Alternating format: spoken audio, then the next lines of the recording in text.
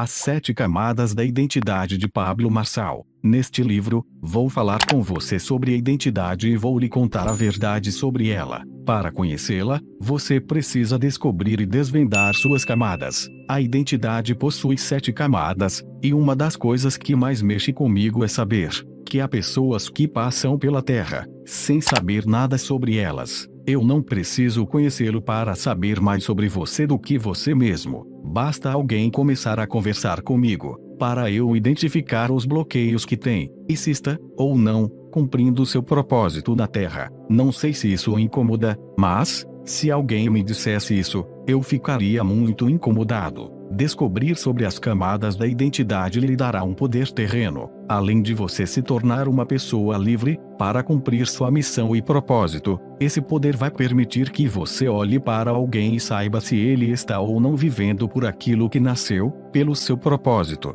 A maioria das pessoas não cumpre o projeto, o seu chamado na Terra. Como descobrir isso? Através do conhecimento, que lhe permitirá conhecer as camadas, o que tenho certeza de que vai mexer demais com você. Eu descobri isso por meio de uma experiência de uma década. Um dia, eu fui em uma viagem para Israel e quando eu estava no Mar da Galileia, Deus falou comigo exatamente assim. Nesse exato momento, você ativou a sua 7ª camada. Você não vai mais olhar para trás. Eu o questionei. Perguntei o porquê da 7ª camada e por que só naquela hora. Foi quando ele me mostrou as conexões que eu tinha feito até ali, e eu fui ligando os pontos. A identidade não é algo instantâneo, é processual, como um livro. São camadas que precisam ser descobertas uma por uma. Então, eu precisei me conectar com pessoas que já tinham suas identidades. Se eu lhe contar sobre identidade, você não vai acreditar,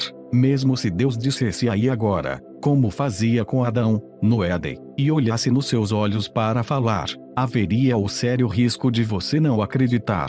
Sabe por quê? Porque Deus falou para Adão, e ele não acreditou. Todo dia, o Senhor falava, você é minha imagem e semelhança, e mesmo assim, Adão não acreditou. Aprender sobre as camadas da identidade irá destravar a sua mente de uma forma que você nem imagina, e eu vou lhe ensinar os processos. Eu precisei pisar em Israel para descobrir a 7ª camada, e você vai conhecer todas elas através deste livro. Por isso, aproveite cada momento. A vida é um processo. Desfrute de cada página deste livro e absorva o máximo que puder. Esta obra é uma viagem, é um despertar. Você passará por um processo. Garanto que, ao final desta leitura, você será outra pessoa. O mais surpreendente é que, na verdade, você será quem sempre foi. A única diferença é que hoje você ainda não sabe quem é. Lecha. E criou Deus o homem à sua imagem. A imagem de Deus o criou. Homem e mulher OS criou. Gênesis 1:27. Camada 1. O projeto. Quem é você para Deus? O projeto é aquilo que Deus fala que você é, e é necessário aceitar isso para destravar a sua vida. Na Bíblia, em Gênesis 1:26, está escrito: E disse Deus, façamos o homem à nossa imagem, conforme a nossa semelhança, e domine sobre os peixes do mar, e sobre as aves do céu, e sobre o gado, e sobre toda a terra, e sobre todo o réptil que se move sobre a terra. A camada 1 é quando você ouve e concorda com o que Deus fala sobre você, só isso. Quando você aceita quem é, imagem e semelhança do Criador. A maioria dos pais tem bons projetos para os seus filhos e se frustram quando eles não seguem o que projetaram. Isso acontece muitas vezes porque os filhos não entenderam o plano dos pais, não se encantaram, não se conectaram com ele, por isso não querem segui-lo. Se você tivesse investido tempo em explicar e transmitir para o seu filho a sua visão do todo, ele andaria em unidade com você. Tenho uma dica para os pais: cuidado para não transferirem suas frustrações para os seus filhos. Não transfiram profissão e chamado, senão vocês irão acabar com a vida deles. Será que seus filhos têm o mesmo chamado que o seu? Falo isso porque sei que alguns pais transportaram para a prole o que queriam ser. Se não chegaram muito longe, passaram pela frustração de não conseguirem ser mais e, automaticamente, deram para o filho a obrigação de cumprir o chamado que não conseguiram realizar. O problema é que, quando você joga a sua responsabilidade nas costas de outra pessoa, isso vira um fardo que a impede de ver o que Deus realmente quer dela. você precisa estar em unidade com Deus, assim como também precisa estar em unidade com seus pais. Dessa forma, você não vai entrar na onda de ficar resolvendo frustrações dos outros, por mais que esses outros sejam os seus progenitores. Se você é desses que ainda acha que discordar dos pais é desonrá-los, você está enganado. Honrar pai e mãe é aceitá-los do jeito que são, e aceitar não significa dizer amém para tudo. Você precisa se conectar direto na fonte para saber o real motivo pelo qual você foi chamado. Deus tem um projeto excepcional para a sua vida, e, quando você entender isso, irá realizá-lo com maestria. Contudo, antes, você precisa estar em unidade com o Senhor.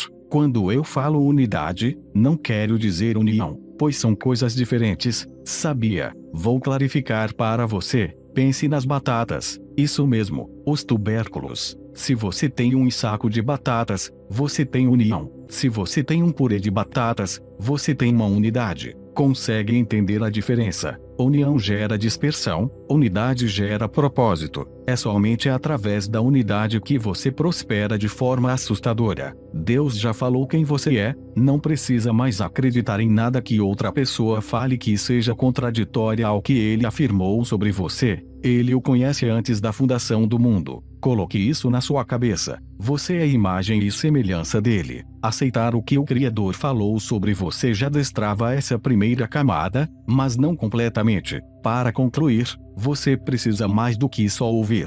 Você precisa viver, ter experiências. Estas lhe trarão resultados reais. Assim, você vai enchendo a primeira camada. Só quando transbordar aqui você irá passar para a próxima. Se não fizer isso, não vai conseguir evoluir, ir para a próxima fase, ou seja, para a próxima camada. O nome deste livro já diz, As 7 Camadas da Identidade. Você quer saber como eu descobri isso? Quando uma mulher faz uma cesárea para ter um bebê, são cortadas 7 camadas de pele. No seu cérebro, também há 7 camadas. Deus criou o mundo em 7 dias. Por isso, fique muito atento ao número 7. 7 significa plenitude. Esse número significa, está completo. A primeira camada é o projeto, ou seja, Deus falou e acabou a conversa. Quando comecei a equalizar isso, eu avaliava se o que as pessoas falavam sobre mim tinha a ver com o que o Senhor falava. Se aquilo estivesse abaixo do que ele pensa a meu respeito, eu simplesmente ignorava. Se Deus falou,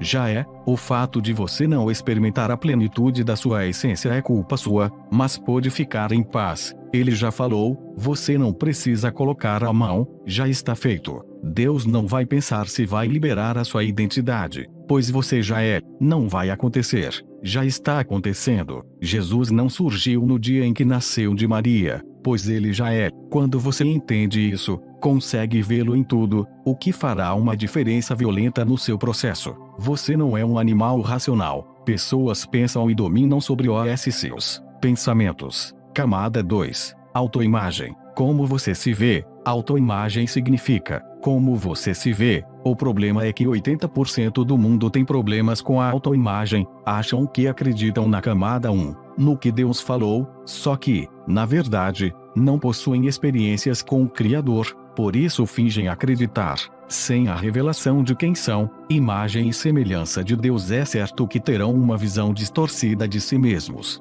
Por que distorcida? Porque a autoimagem não é como você se vê ou algo que você mesmo tenha criado, mas se refere à forma com a qual você se enxerga através do que as pessoas em quem confia disseram ao seu respeito. Preste atenção em uma coisa: às vezes, a insegurança do seu pai ou da sua mãe configurou você de uma forma errada, e falaram tanto que você acreditou. As pessoas em quem você confia não pedem passagem para entrar no seu cérebro, este já fica aberto para elas. Por isso, elas são as únicas que o machucam. Para que você não tenha dúvidas do que eu estou falando, imagine-se numa conversa com um mendigo ou um desconhecido. Do nada, ele fala que sonhou, na noite anterior, que você havia morrido. Certamente, você não vai se importar com isso. No entanto, se a sua mãe, após acordar, estiver sentada no sofá, olhar para você e disser, eu sonhei que você vai morrer, isto é o suficiente para você não sair de casa.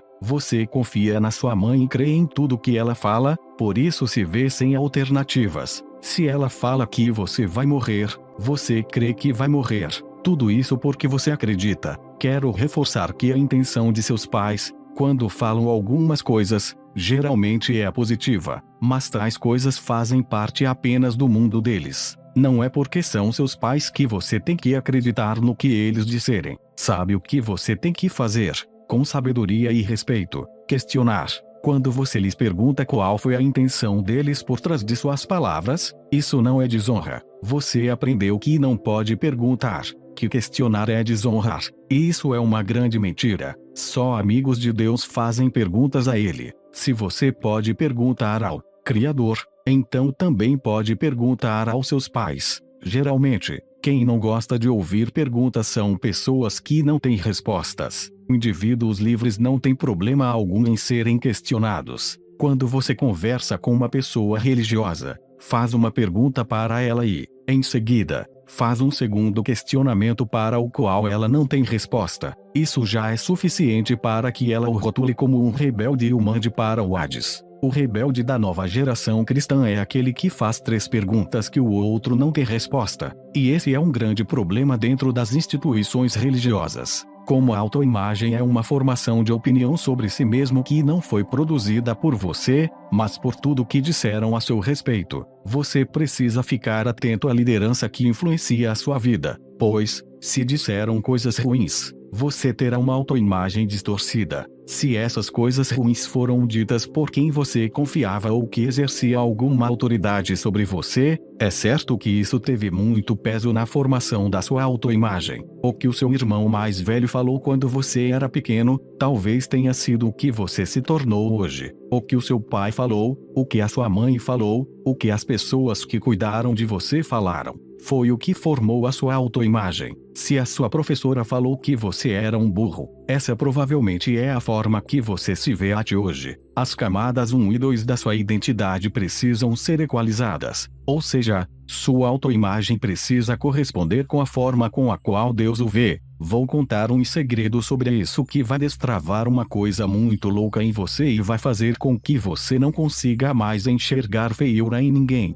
Todo ser humano é a imagem e a semelhança de Deus. Então, se você falar que uma pessoa é feia, estará pecando contra ele. Se todos se assemelham ao Senhor, tem algo errado quando você acha alguém feio. O problema está no seu olhar, que é impuro, pois você não consegue ver Deus na pessoa. O fato de você olhar para uma pessoa e esta não lhe agradar, só pode ser explicado por 2 motivos básicos: ou ela não corresponde às suas expectativas pessoais ou ela está desconectada de sua própria autoestima, o que a faz se comportar de forma desconexa da autoimagem. Isso quer dizer que, mesmo que uma pessoa tenha dinheiro e se vista com boas roupas, se sua autoimagem estiver desconectada daquilo que Deus pensa sobre ela, parecerá feia e não causará uma boa impressão. Quando você descobre essas 2 coisas, sua compaixão é ativada. A pergunta é: quem é feio? Se todos nós somos imagem e semelhança dele, quando rotulamos alguém como feio, é como se disséssemos para Jeová que ele não soube fazer direito. Você lhe diria: o seu croque na criação está errado? É muita arrogância do ser humano achar que pode fazer esse tipo de crítica ao Senhor, dizendo que alguém é feio ou que o dia deveria ter 40 horas ao invés de 24. Quando o Criador do céu e da terra fez as estações do ano, não pediu a sua opinião. O fato de você ser uma pessoa desorganizada e procrastinadora não quer dizer que Deus estava errado no que fez. A bagunça é só sua. Certamente, você já desejou que o dia tivesse 30 ou 40 horas para a sua enrolação ser ainda maior.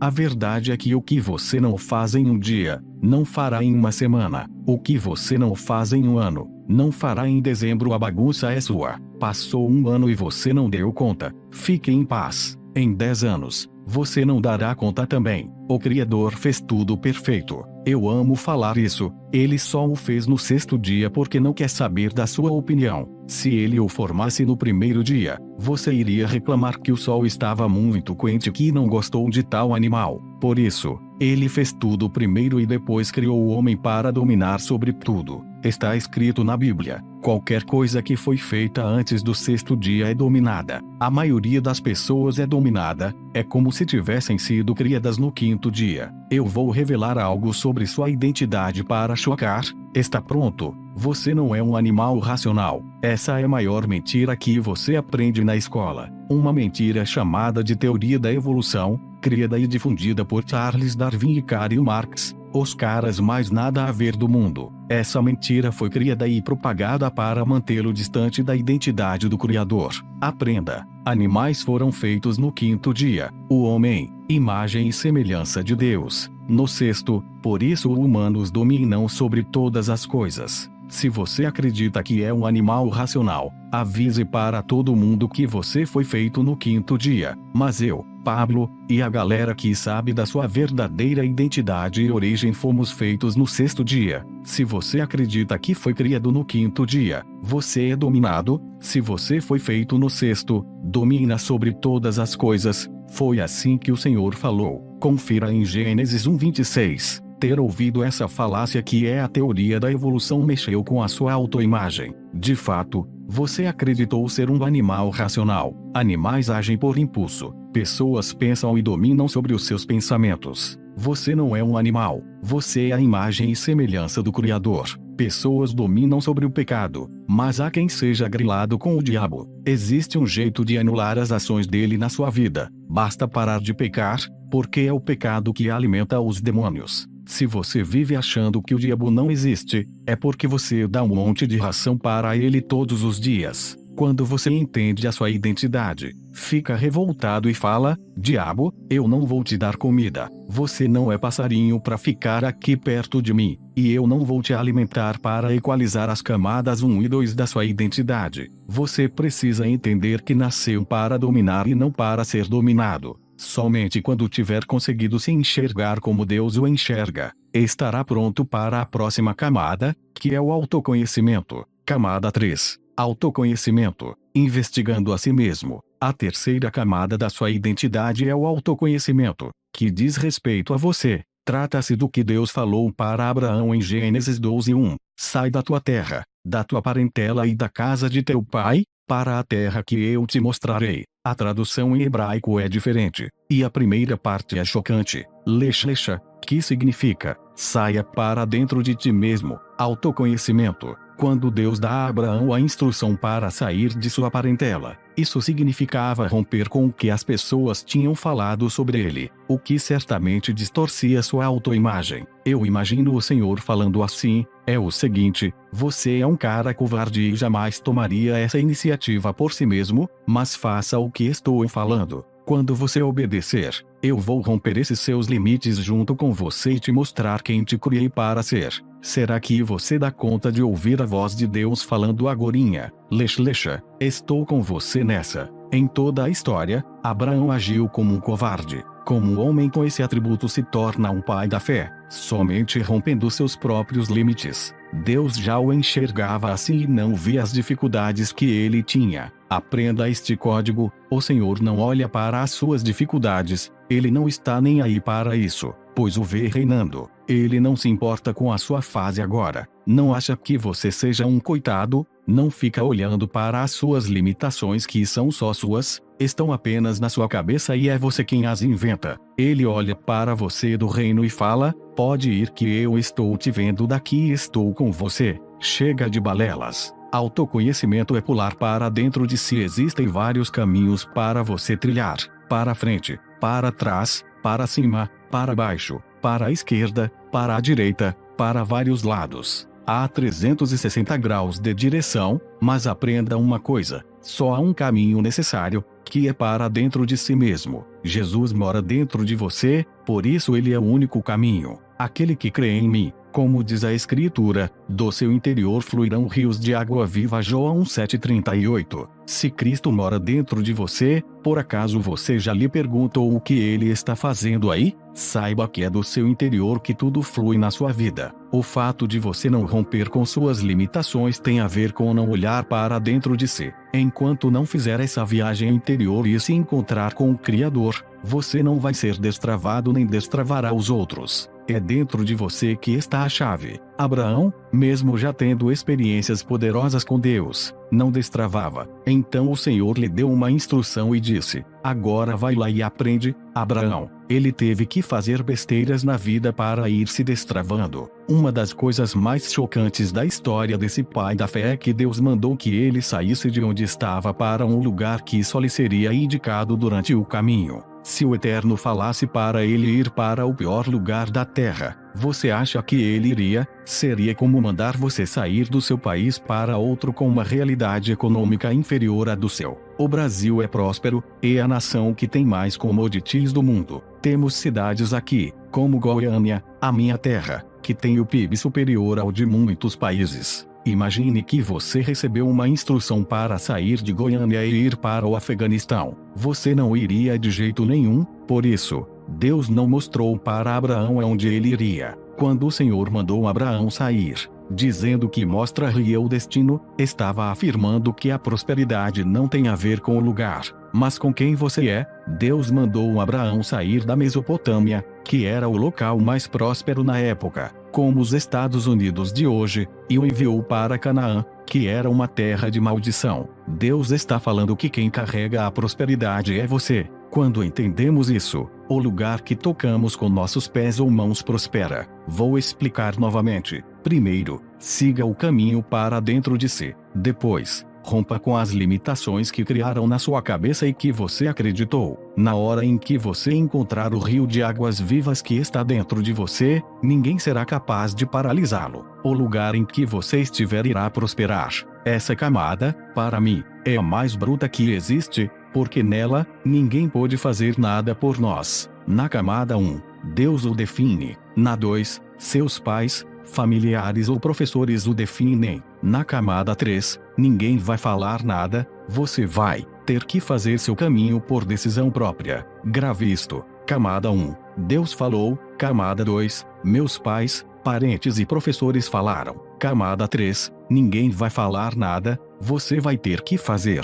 Rompemos limites com ações e não com. O limite é uma barreira que vai exigir uma ação para ser retirada do seu caminho. Você só terá autoconhecimento e descobrirá o poder que está dentro de você quando romper as barreiras com atitudes práticas. Se você perguntar para um grupo de pessoas quem já ultrapassou a marca de R$1 milhão em patrimônio, poucos terão uma resposta afirmativa. É curioso observar essa situação sob a ótica da Bíblia Sagrada, porque ou a Bíblia inteira está errada ou as pessoas estão mentindo. A Escritura fala que Deus é dono do ouro, da prata e de toda a riqueza. Quando Salomão orou por sabedoria e foi atendido, se tornou o homem mais rico da terra. No livro de Apocalipse fala que as ruas da Nova Jerusalém são de ouro. O trono de Deus é revestido de ouro. Então, há alguma coisa errada com você, que ainda não tem um patrimônio. Não estou falando de ser milionário, porque ser rico é muito mais do que ter dinheiro. Existem pessoas que acham que o rico não vai entrar no reino dos céus, e, se você pensa isso, precisa quebrar essa crença de pobreza que lhe venderam como uma verdade. O versículo bíblico que faz menção a essas palavras do próprio Jesus era uma advertência ao entorpecimento da alma provada pelo dinheiro. Jesus só pegou no pé do jovem rico porque o Deus dele era chamado Mamon, e o dinheiro dele não tinha um propósito. Isso é tão verdadeiro que, quando o jovem rico disse que cumpria os 10 mandamentos, Jesus fez um teste com ele, mandando que desse tudo o que tinha, e ele não o fez. O primeiro mandamento é amar a Deus. O jovem rico amou um Deus chamado Mamon, que é o Deus do dinheiro, e não a Jesus, que estava na frente dele. Se amasse o mestre, teria obedecido e dado as suas riquezas aos pobres sem se incomodar. Existem muitas crenças que limitam o seu avanço nesta terra. Se você não romper com elas, vai acabar com a sua vida. Trago outra crença que você aprendeu dentro da igreja. Maior é o que serve. Esta é outra frase do próprio Jesus. A maioria dos cristãos a interpreta de forma errada, pensando que precisa varrer o chão por toda uma vida, porque maior é o que serve, ou que precisa se submeter a líderes eclesiásticos autoritários para ser grande no reino de Deus. Isso é um engano que tem travado a vida de muitas pessoas que conheço. Maior é o que serve significa crescer em graça, sabedoria e entendimento e servir famílias, cidades, nações, servir o mundo inteiro com um propósito. Ser maior significa crescer em servidão. Os melhores servidores do mundo servem a muitos. Quando você fica travado por 10 anos servindo a uma única pessoa e em um único local, você se torna ultrapassado e obsoleto, e certamente está fazendo alguma coisa errada. Você precisa romper para servir a um número de pessoas ainda maior.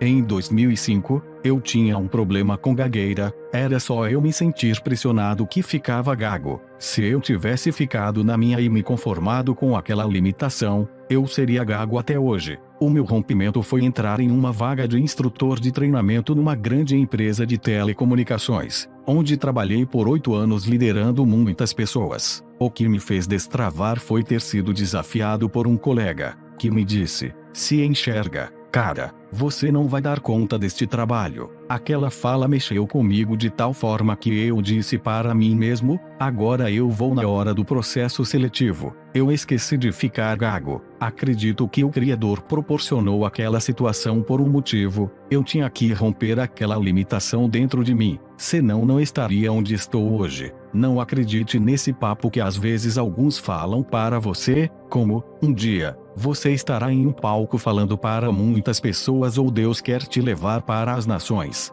Deus já lhe deu as nações como herança, mas se você não romper o que está aí dentro, não irá a lugar nenhum. Se você falhar, fique em paz, pois isso se chama humanidade. Se existir alguém que não falha, tem algo de errado. Essa pessoa é uma fraude. Falhar é parte do processo. Eu, Pablo Marçal, nunca vi um cristão que não falha. Já vi muitos que têm pose de super-herói, mas todos falham. A graça do Evangelho é que Jesus não está preocupado com o seu pecado, com as suas falhas. Analisando as histórias bíblicas sobre homens que fizeram grandes coisas em seu tempo, vemos que eles cometeram muitos pecados, mas Deus nunca focou nas falhas, ele focava na amizade. É o homem quem corre e se distancia do Senhor quando peca, assim como Adão se escondeu dele depois de ter desobedecido comendo o fruto que não podia. Você pode ter encerrado este capítulo com a pergunta: o que eu preciso fazer? Pablo, a resposta é: mergulhe dentro de você e descubra tudo o que o Criador colocou aí. Encontre esse rio de águas vivas que está represado em você e o deixe fluir, romper, extravasar. Esse é o segredo da terceira camada. Camada 4. Seu quociente intelectual. Tomada de decisão. É o seu desenvolvimento complexo de raciocínio, a parte química do seu corpo. O cérebro é uma parte importante da sua identidade. Representa o seu consciente intelectual. Você jamais poderá confiar 100% nele, mas terá que desenvolvê-lo, pois é a sua capacidade intelectual que determina suas tomadas de decisão. São estas, as suas escolhas, que vão impulsionar as atitudes necessárias para destravar a sua vida e fazer com que o rio que está dentro de você continue fluindo. Quando observamos a forma como Jesus se relacionava com as pessoas, vemos que ele sempre promovia perguntas em seus diálogos. Isso ativava o raciocínio, o cérebro dos seus ouvintes. Logo, você precisa treinar o seu cérebro, pois, quando ele não é treinado, você não desenvolve a capacidade de pensar e tomar decisões por si mesmo e sempre será manipulado pelos outros. Grave isso: pessoas que tomam decisão não vivem por condição. A quarta camada da sua identidade só pode ser rompida quando você treina seu cérebro, não há outra forma. Ir para a escola talvez tenha sido uma experiência muito ruim para você, mas o lado bom é que você aprendeu a ler e fazer contas. Dessa forma, seu cérebro já estava sendo treinado, e, para tomar boas decisões, você vai precisar fazer com que ele lhe obedeça. Somos corpo, alma e espírito, e desenvolver o cérebro é fator importante para um ser trino saudável, pois o corpo é uma dessas esferas, e o cérebro faz parte dele. Muitas pessoas possuem a crença equivocada de que o cérebro não presta, já que ele está no corpo, e o corpo é a carne, e a carne não presta para nada a não ser para distanciar o homem de Deus através dos prazeres desta vida. Não foi isso que você ouviu a vida inteira. No Éden, o nome dado era corpo, e hoje, aqui na Terra, nós chamamos de carne. Foi Deus quem nos deu este corpo para uma boa finalidade, nós é que não usamos da forma devida. Seu cérebro é uma máquina que você precisa saber usar, embora ele sempre o conduza para o pecado. Tecnicamente, o cérebro inclina para o pecado porque tem um viés cognitivo chamado raciocínio pendendo para a esquerda, que é o lado da razão. As coisas que são espirituais não transitam nesse lado, mas no direito, emoções. É por isso que, na Bíblia Sagrada, está escrito: o coração do sábio inclina para a direita, mas o coração do tolo inclina para a esquerda. Eclesiastes 10:2. As pessoas leem a Bíblia uma vida inteira e não conseguem entender o significado desse versículo,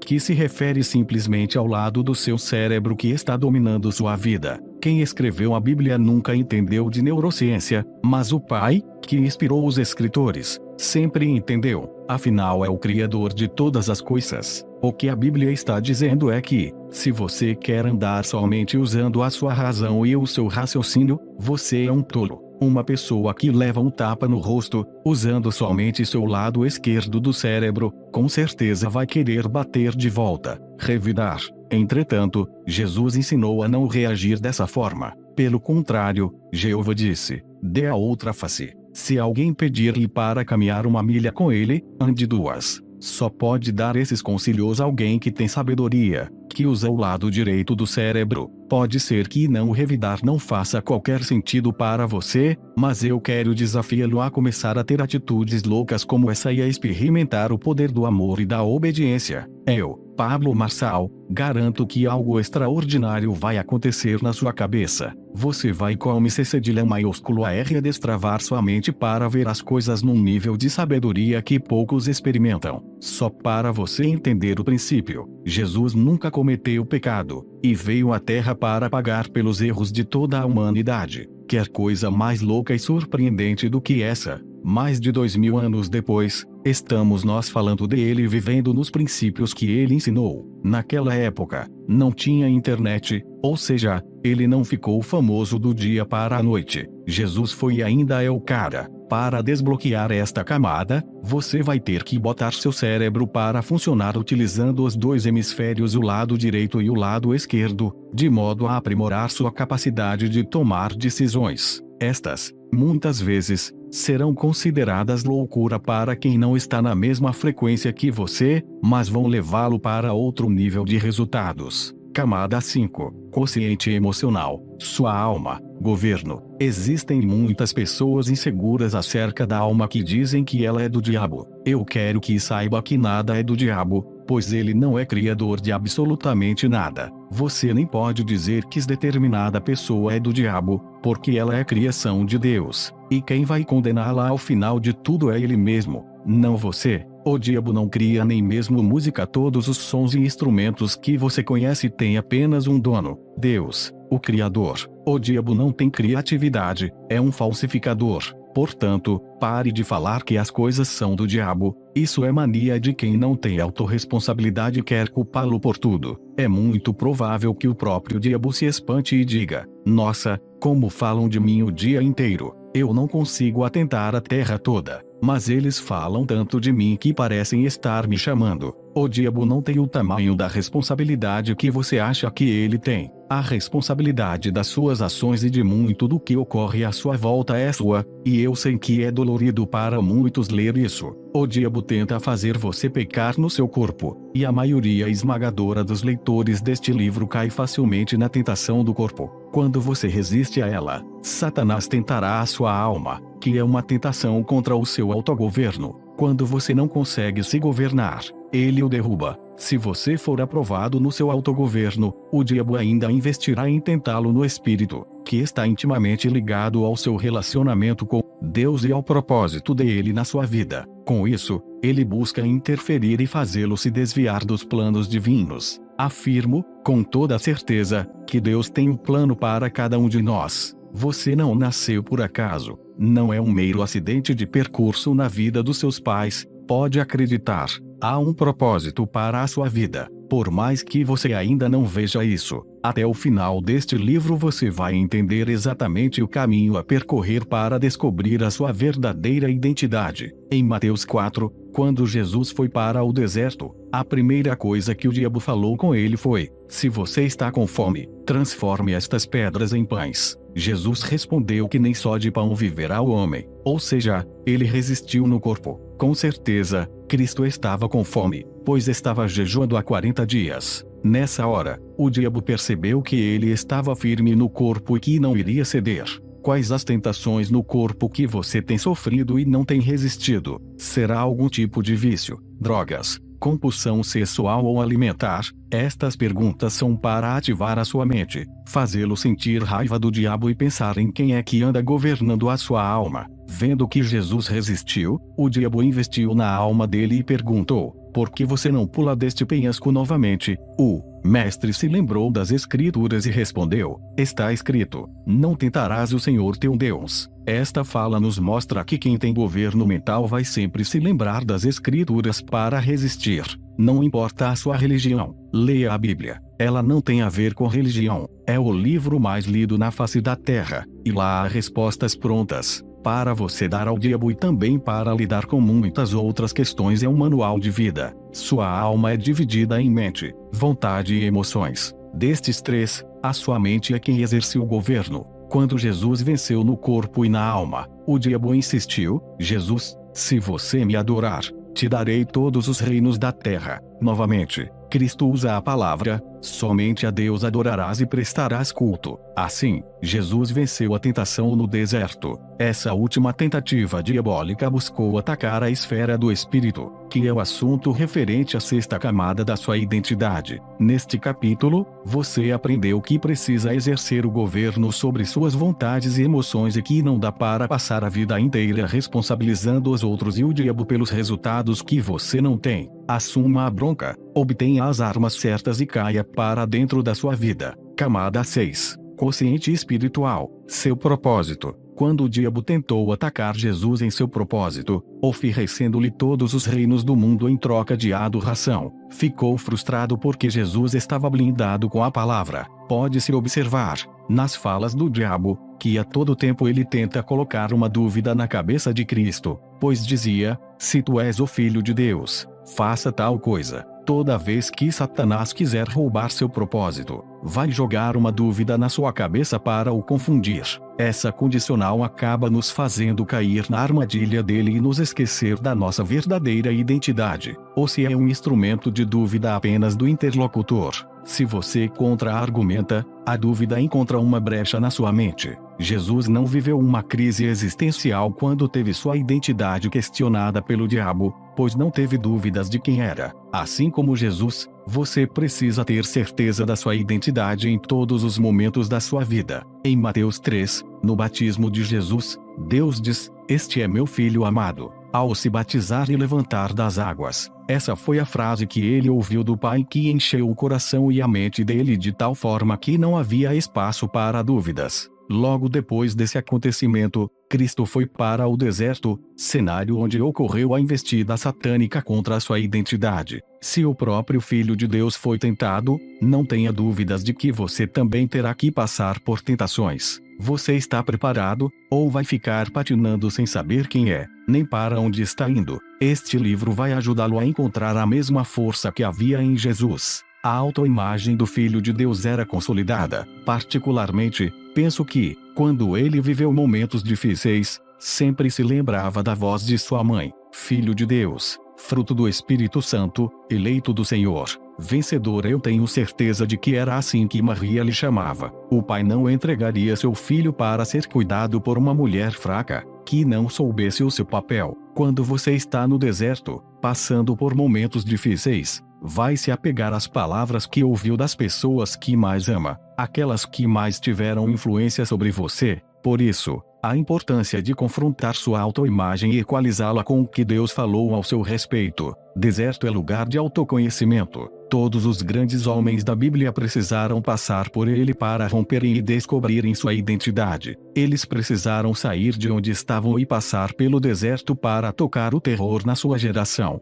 Falo isso com propriedade, pois também sou teólogo. Deus gosta de pessoas que se movimentam. É preciso olhar para dentro e romper com toda a imagem errada que você tem de si mesmo. O lugar mais favorável para fazer esse mergulho interior é o deserto, não há outro. Existem algumas pessoas que dizem que Moisés não cumpriu seu propósito de vida porque não entrou na terra de Canaã. Elas se enganam, pois o propósito divino para ele era levar o povo até lá, e ele cumpriu. O propósito de José não era ser governador do Egito, mas alimentar e salvar uma nação. Quando ele foi expulso de casa, Deus disse que o propósito dele era cuidar daqueles que o haviam magoado e rejeitado. O seu propósito está diretamente ligado aos bloqueios que você sofreu e que precisa romper. Davi foi a pessoa menos provável e mais excluída quando pensaram em estabelecer um rei. Ele sequer morava com seu pai. Quando o profeta chegou para ungir o escolhido para o cargo, tiveram que mandar chamá-lo, pois apenas os seus irmãos estavam presentes. A camada do autoconhecimento não depende da fala de ninguém, mas somente de você atravessar o deserto que o Senhor o mandou romper. Esta camada vai exigir relacionamento com Deus para descobrir o seu propósito durante o processo. O Criador ama processos, por isso fez todas as coisas em 7 dias. É por amar processos que nós nascemos pequenos e vamos crescendo até a fase adulta. As árvores não nascem grandes e cheias de frutos. Por exemplo, o princípio da semeadura é um processo. A vida é um processo. Repita em voz alta: eu não vou atrapalhar o processo do Deus vivo na minha vida. Quando olhamos um jovem de 17 anos, podemos dizer que ele está 30 anos atrasado para cumprir seu propósito. Isso porque Deus não o enxerga com essa idade, pois, se estiver andando em sabedoria, ele vai operar nele e através dele com o dobro da sua idade. Repare em Salomão, um homem tão sábio, que, se existisse alguém que vivesse 900 anos, jamais teria a sabedoria dele. Seu patrimônio estaria estimado hoje em 3,4 trilhões de dólares. Ele foi o homem mais rico da face da Terra. O segundo homem mais rico foi Andrew Carnegie, o gigante do aço. Em 1906, sua fortuna foi estimada em 480 bilhões de dólares. O terceiro homem mais rico da história é Jeff Bezos, com mais de 119 bilhões de dólares. Este último, para obter a fortuna de Salomão, precisaria de 900 anos de vida com rampas exponenciais de resultados que deveriam aumentar seu patrimônio 28 vezes para se igualar ao do sábio. Salomão foi um homem que rompeu com todas as camadas de sua identidade. Ele destravava tudo o que aparecia na sua frente, mas tinha um problema sério que o fez terminar mal os seus dias na terra. Sinceramente, espero que não venhamos a cometer o mesmo erro. Salomão tinha uma fraqueza grande com mulheres, e a influência delas fez com que ele desagradasse a Deus, cultuando a outros deuses. A Bíblia fala que melhor é o fim do que o começo. Foi o próprio Salomão quem registrou isso baseado em sua trajetória. Este é um dos segredos da sabedoria. Faça as coisas com calma e cautela e domine os seus instintos para continuar crescendo. Não admire demais o Salomão de Provérbios e não entre em depressão com o Salomão de Eclesiastes. Ambos os livros foram escritos pela mesma pessoa em momentos distintos. Esse homem tinha sabedoria, mas não era a sabedoria. São coisas diferentes. Eu sou um estudioso da vida de Salomão, e o maior código que ele nos deixou foi esse: é melhor o fim do que o começo das coisas. Imagine um jovem de 17 anos que esteja namorando. Ao ser perguntado se é melhor o fim ou o começo do namoro, ele responderá instantaneamente que é o começo. Isso mostra que ele ainda está na camada 4, que é seu coeficiente intelectual. A capacidade de raciocinar ainda não está completamente desenvolvida. Afirmo isso pelo seguinte motivo: todo começo de namoro é bom para todo mundo. Porém o fim dele pode ser um livramento ou um noivado. Logo, melhor é o fim do namoro. Em ambos os desfechos, com certeza foi melhor que o começo. Também é melhor o fim do noivado, pois ou você recebeu um grande livramento e terminou aquilo que ia ser um eterno fardo, ou terminou porque se casou com a pessoa que Deus aprovou para você.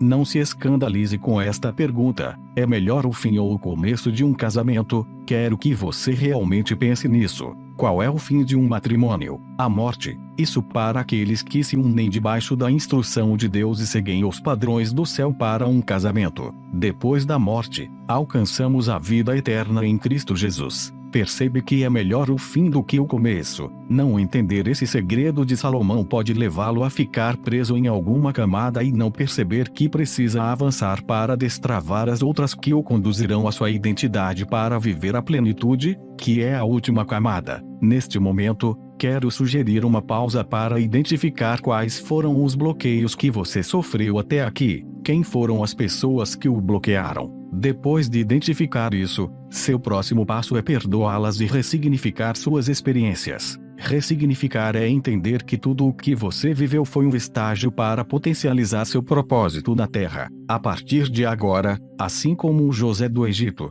você será a solução e não mais o problema daqueles que o bloquearam. Camada 7. Plenitude, transbordo, descanso, desfrute. Identificamos que alguém chegou nesta camada quando Deus lhe pede para dar o que tem para alguém e o indivíduo prontamente obedece. Quando o Senhor dá ordens assim, você tem o direito de perguntar por quê, e Ele certamente vai lhe revelar todos os motivos. Saiba que o Senhor não tem problema em ouvir e responder às suas perguntas. O que o aborrece é quando você desobedece, pois isso mostra falta de confiança de sua parte. A plenitude é uma camada que chamo de transbordo. Dia desses, dei um iPhone de última geração para a minha esposa. Na mesma hora, ela pegou o aparelho que estava usando e semeou na vida de uma colaboradora, que é seu braço direito. Isso é transbordar. Quando Deus der a você coisas novas, não retenha o que está sobrando. Sempre transborde na vida de outras pessoas. Aprenda que melhor é dar do que receber. Esse é um princípio bíblico que precisa ser seguido se você quiser ser uma pessoa plena.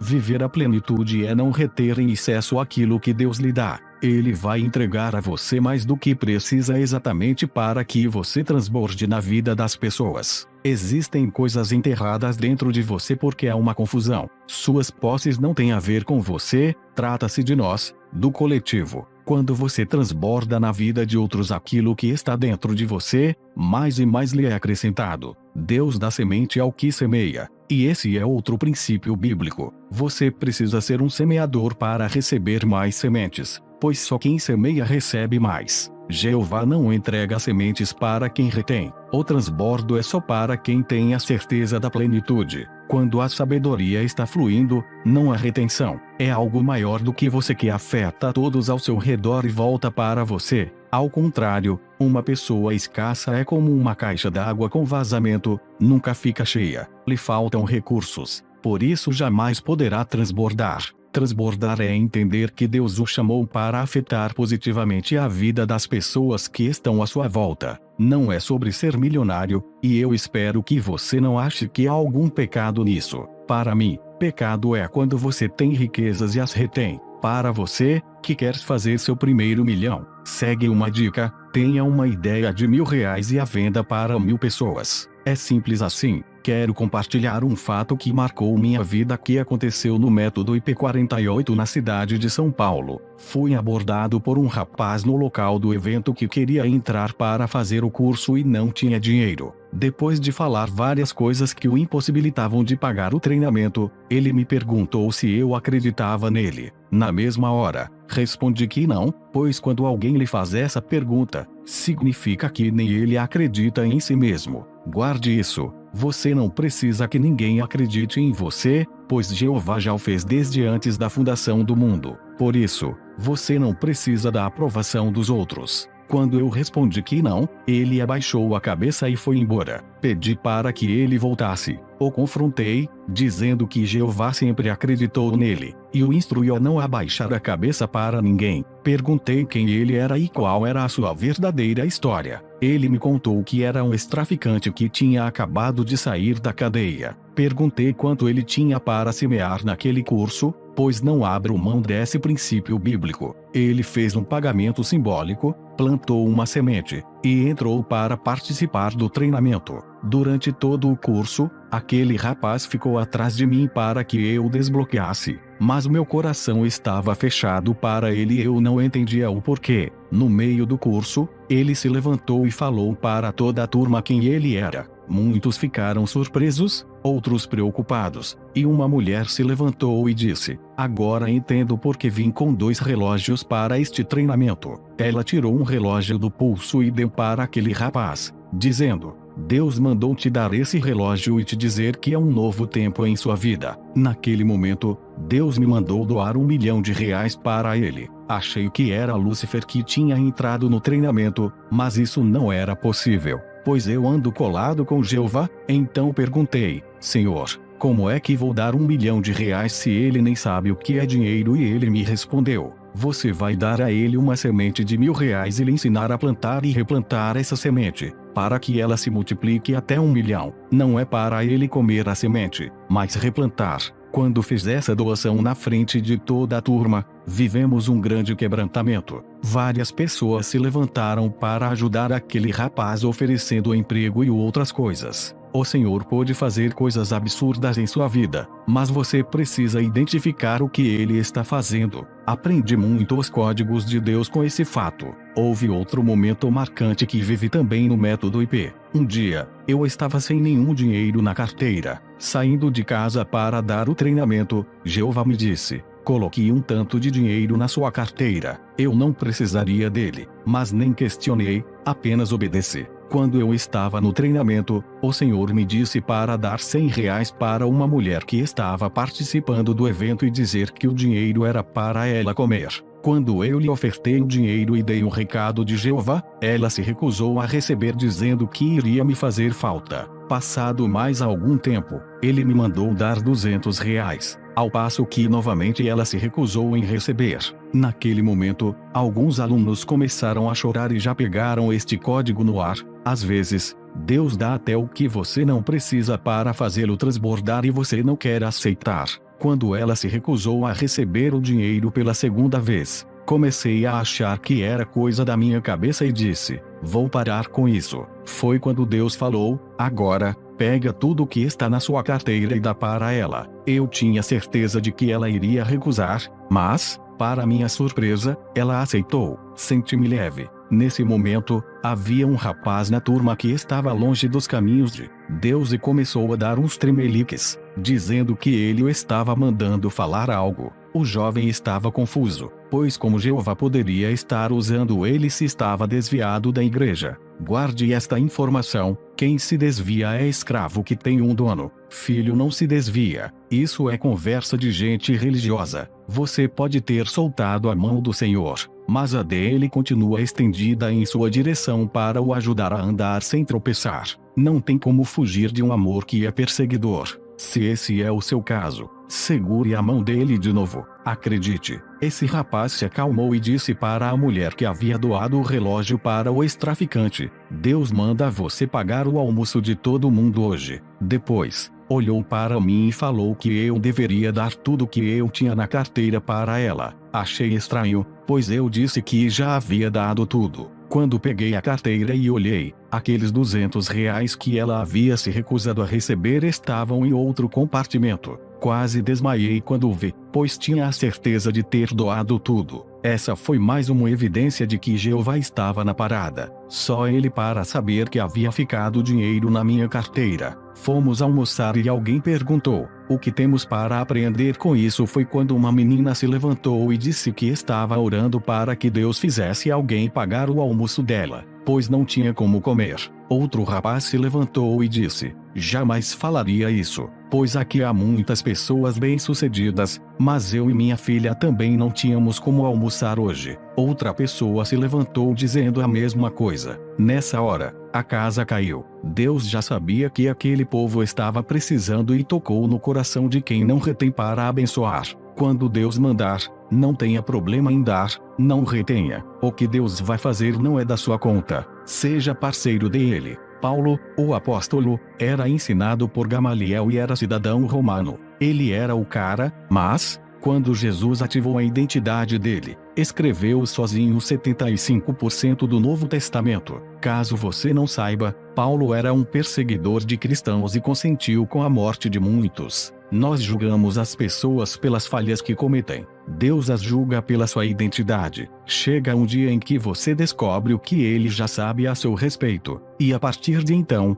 nada mais é capaz de segurá-lo. Não se escandalize com o que vai ler agora. Existem vários homens na terra que nunca entraram numa igreja, mas que são plenos e transbordantes. em seu íntimo. Eles aceitam a Deus e usam seus princípios em suas vidas. Ajuntamo-nos como igreja para salvar outras famílias, pois a instituição é formada por famílias reunidas em unidade com o propósito de salvar outras. A verdadeira identidade da igreja é a família. Muitos estão confundindo as coisas. Precisamos ser como ele é. Ninguém precisa nos dar nada, pois há um rio transbordando dentro de nós, e devemos deixá-lo fluir. Diga em voz alta: do meu interior fluirão rios de água viva. Para destravar as camadas da sua identidade, você precisará ter experiências e dar resultados. Se ficar apenas em sua mente, você vai ficar travado por toda a vida. A plenitude de Jesus foi provada na hora da crucificação,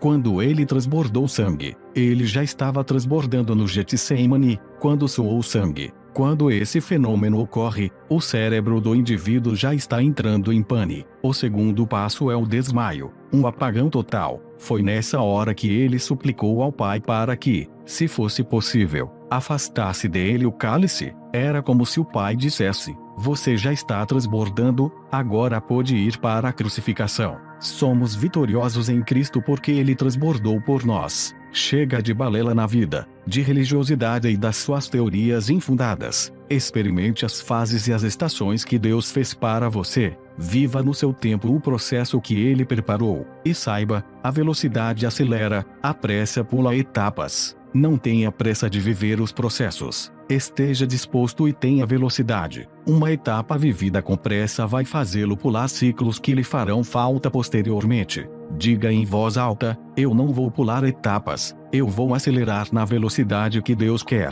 Comece logo o que você está procrastinando para fazer.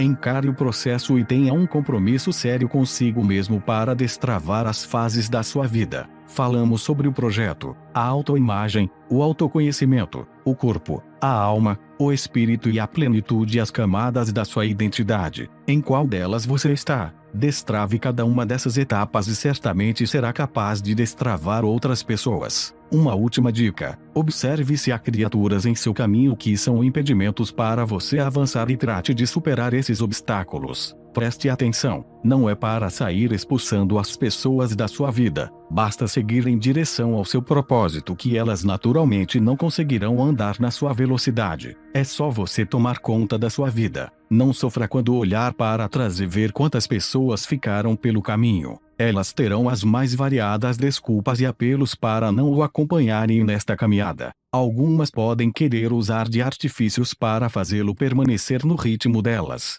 Fique atento. Quem está ligado no mesmo propósito que você vai dar um jeito de acompanhá-lo. Conecte-se com as pessoas que já estão no alvo para o qual você está indo, e não com aquelas que não dão conta nem de entender o que está acontecendo em sua vida. Não se esqueça do que o Titi sempre fala: vá cuidar da sua vida. Decorando o processo. Camada 1. Aceitar o que Deus falou a seu respeito. Camada 2. Ressignificar o que aconteceu em seu passado. Camada 3. Agir, pular para dentro de si mesmo. Camada 4. Decidir matar as demais opções. Calcule uma saída. Camada 5. Governar sobre sua alma. Camada 6. Direcionar o seu espírito. Camada 7. Desfrutar o transbordo. Fim. Agradecemos sua colaboração e lembramos que não esqueça de se inscrever no canal clicando logo abaixo. Assim você nos ajuda a continuar produzindo mais conteúdos de valor. Atenciosamente, Luciano Santa Clara.